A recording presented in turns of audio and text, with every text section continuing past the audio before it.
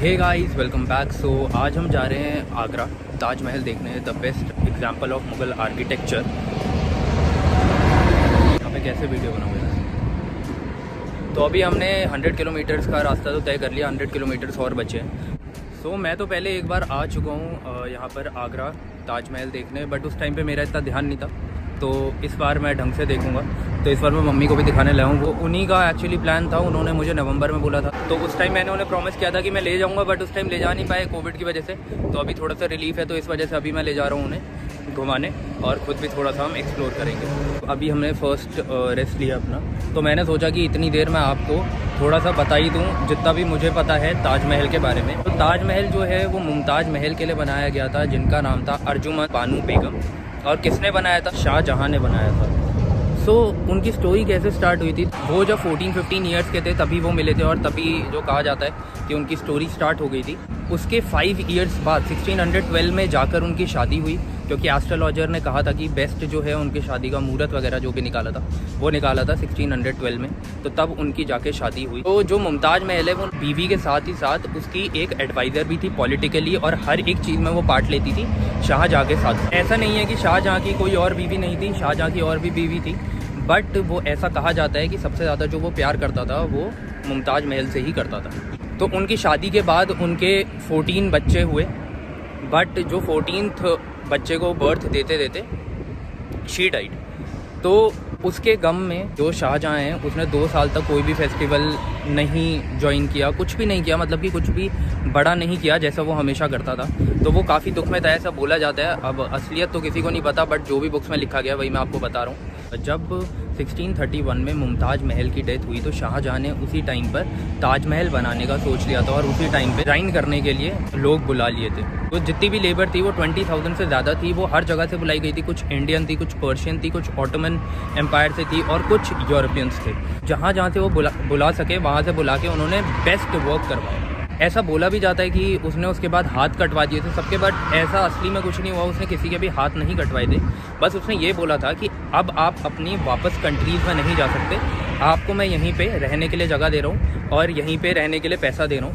तो उन्होंने इतना पैसा दे दिया था 2 पीढ़ी बैठ के खा सकती थी। इस वजह से उन्होंने कहीं भी उन्हें जाने नहीं दिया, ताकि वो कहीं और सेम टू सेम कोई भी ऐसा स्ट्रक्चर ना बना दे। बाकी ताजमहल को बनने में ऑलमोस्ट 22 ईयर्स लगे थे। 1653 में वो पूरी तरीके से रेडी हो गया था, बट फिर भी 5 ईयर्स बाद भी थोड़ा डेकोरेशन का काम था, तो वो डेकोरेशन का काम 5 ईयर्स और चलता गया। बाकी उसके बाद जब शाहजहाँ ने ये बना लिया तो वो ऐसा चाहता था कि वो एक ब्लैक ताजमहल भी बनाए उसी की शैडो की तरह, साथ में यमुना के इस तरफ ताजमहल और उस तरफ ब्लैक ताजमहल। बट ऐसा वो कर नहीं पाया, क्योंकि उससे पहले ही औरंगजेब ने उन्हें कैद कर लिया था। क्यों कैद किया था? बहुत सारे रीज़न्स थे उसके पीछे। एक रीज़न ये भी था कि इतनी सारी वेल्थ ज़बरदस्ती स्ट्रक्चर्स बनाने में लग रही, जबकि औरंगजेब को ये चीज़ पसंद नहीं थी। दूसरी बात, जो शाहजहाँ थे दारा शिकोह को ज़्यादा सपोर्ट करते थे, बट किंगडम के लिए उन्होंने दारा शिकोह को भी मार दिया, शाहजहाँ को भी कैप्चर कर लिया, और एक ऐसी जगह पे रख दिया जहाँ से ताजमहल दिखे, और वो है आगरा फोर्ट। तो अभी मैं यहाँ पे एक स्टिंग ले लेता हूँ, उसके बाद अपना आगे का रास्ता तय करते हैं। स्टिंग तो मिली नहीं हमेशा की तरह, ये मिली है, इससे काम चला लेते हैं।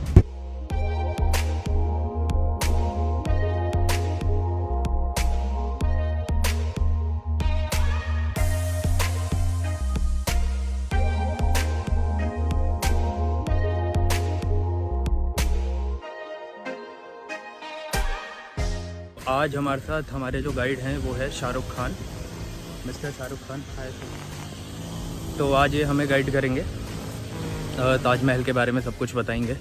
मैं इनका नंबर भी डिस्क्रिप्शन में डाल दूंगा, अगर आपको किसी को भी यहाँ पे गाइड चाहिए होगा तो ये गवर्नमेंट से सर्टिफाइड गाइड हैं, आप इनसे कांटेक्ट कर सकते हैं यहाँ पे। तो मैडम ताजमहल देख रहे हैं, कलर में डिफरेंट दिखाई दे रहा है आपको।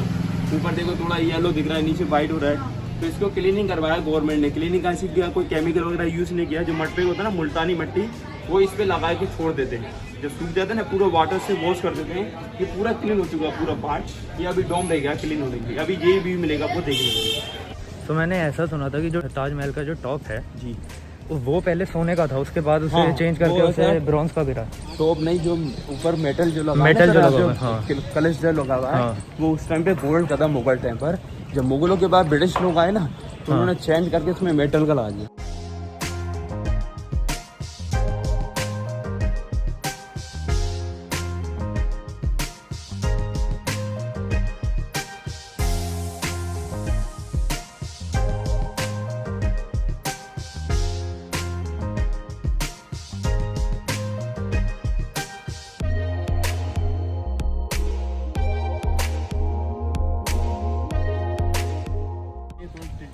पूरे टिल्टेड हैं ये इसलिए ताकि अगर अर्थक्वेक आए तो कोलैप्स हो तो बाहर की तरफ गिरे। बिल्कुल सर, देखने में लोग सीधे बताते हैं, सीधे नहीं है, सीधे नहीं है, टिल्टेड है। बनाया गया मैडम इस तरीके से, देखिए चारों फ्लोर इसलिए बनाया गया उन्होंने, सोचा कभी फ्यूचर में कभी भूकंप वगैरह आएगा ना तो बिल्डिंग को नुकसान ना पहुंचे, बिल्डिंग के बाहर की तरफ गिरे, इसलिए 3 डिग्री आउटसाइड करे। इसका जो मीनार के टेक था उसका नाम था अमानत खान शिराजी।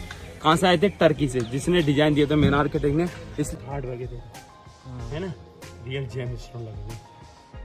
इसमें जो कुछ जेम्स वगैरह थे वो 1857 में ब्रिटिशर्स निकाल के भी ले गए थे। वो यहाँ नहीं सर, आगरा फोर्ट है ना, आगरा फोर्ट में अच्छा, आगरा फोर्ट के वो, हाँ वहाँ से कुछ स्टोन निकाल दिए। ये आधे सारे नए हैं। हाँ ये पूरे नए।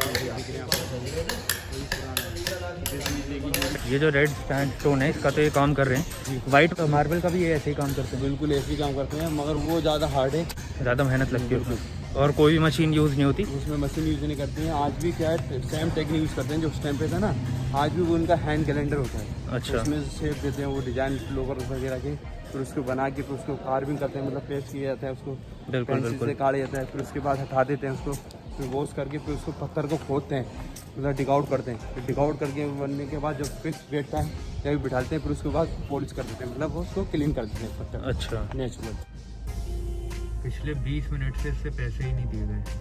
अब इस लाइन से हम इस लाइन में आए तो अब ये नहीं चल रही और वो चलने लगी। कैसा लगा आपको? पापा तो लेके नहीं गए आपको, मैं ही लेके गया आखिरकार। है की बात पे इस ट्रिप को स्पॉन्सर कर देना। इस बात में मम्मी का कुछ रिप्लाई नहीं आया। तो काफ़ी चीज़ें हैं जो मुझे न्यू पता चली, और कुछ चीज़ें थी जो मैं आपको पहले सुबह बताना भी भूल गया था, तो वो चीज़ें भी मैं अभी बता देता हूँ। तो मुझे जो नया पता चला वो ये था कि ताजमहल जब बनाया गया था तो वो इस तरीके से डिज़ाइन किया गया था, क्योंकि यमुना रिवर के साइड में तो ऑब्वियसली उसके नींव में जो है वो पानी जाएगा। तो जब उसमें होल्स डिग करे थे नींव बनाने के लिए, तो उस टाइम पर ऐसी लकड़ियाँ उन होल्स में डाली गई थी जो कि जितना पानी सोक करेंगी उतनी ही ज़्यादा स्ट्रॉन्ग होती रहेंगी। तो ये चीज़ है जो मुझे नहीं पता चली। दूसरी चीज़ है कि जो हमारा रॉयल गेट है जिससे हम एंट्री करते हैं वो एक्चुअल गेट नहीं था। शाहजहाँ चाहता था जो उसके रिवर है बैक साइड पे वहाँ से एंट्री हो।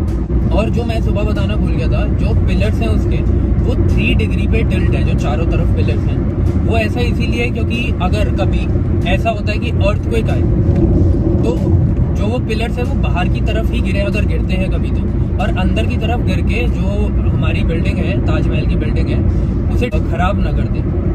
पिछली बार जब मैं आया था तो आगरा फोर्ट भी गया था, बट इस बार जा नहीं पाया, थोड़ा टाइम कम था। बट फिर से मैं आगरा जाऊंगा, तो इस बार मैं जाऊंगा सीधा आगरा फोर्ट। और अभी ऐसे ही काफ़ी मॉन्यूमेंट्स और काफ़ी जगह मैं एक्सप्लोर करने वाला हूँ इस साल में।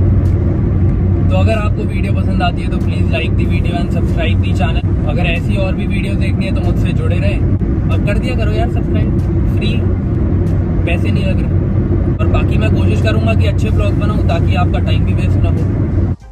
फास्ट टैग ही सबसे स्लो है, जो वहाँ पर कैश वाली लेन है उनमें तो सारी गाड़ियाँ जल्दी जा रही हैं, और जो फास्ट टैग है उसमें पीछे तक जाम लगा हुआ है। अभी दिखाता हूँ।